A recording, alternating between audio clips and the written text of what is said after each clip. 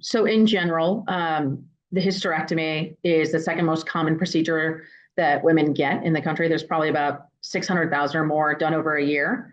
There's various ways to do them. There's a vaginal hysterectomy, open, laparoscopic, robotic.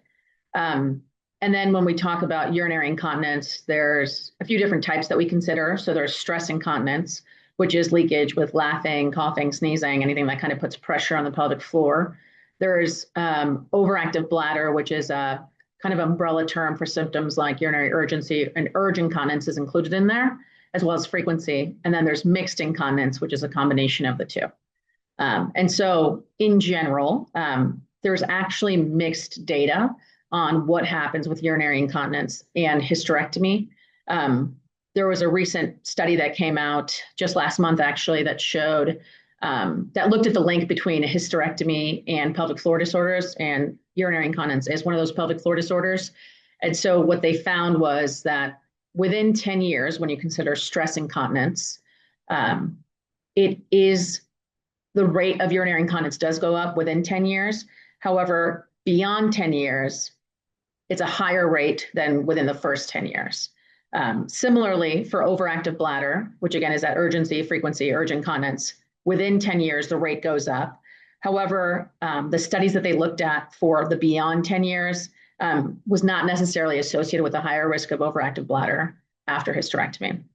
And then for mixed incontinence, which again is the combination of both, what they could conclude that it's probably associated with a higher rate of mixed incontinence within 10 years after hysterectomy.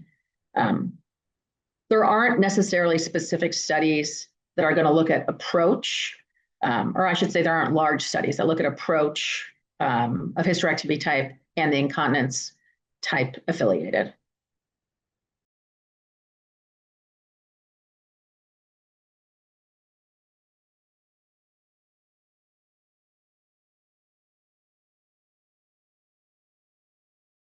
I think one of the first things is managing expectations for patients. So letting someone know if they're getting a hysterectomy, there may be a chance that they're going to have urinary incontinence. Part of this and part of the difficulty with kind of studying this and being able to give kind of more detailed information is that people are getting hysterectomies for various reasons, whether it be for fibroids, for bleeding, for prolapse, for incontinence, and then people have different risk factors as well.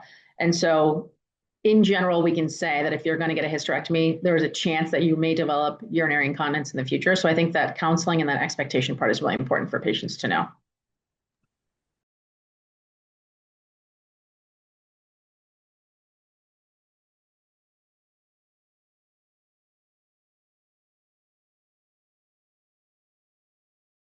So yeah, there isn't great data that it can prevent that pelvic floor exercises can prevent urinary incontinence after hysterectomy.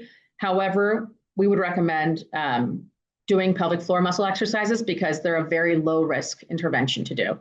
And so a lot of people talk about Kegel exercises, which can be done at home. But also there are specialized pelvic floor physical therapists that can also see patients to kind of teach those pelvic floor exercises.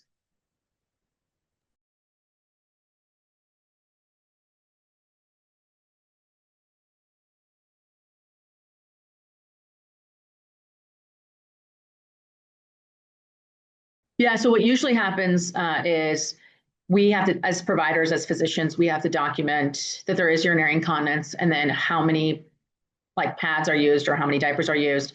And then we can place an order with the assistance of our team, like the airflow team, to get those covered by the insurance company.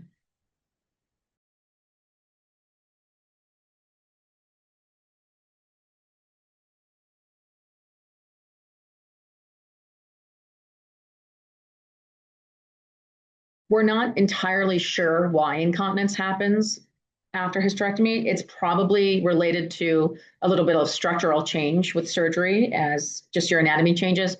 And also there are some nerves that are impacted. And so that's probably two major contributory factors.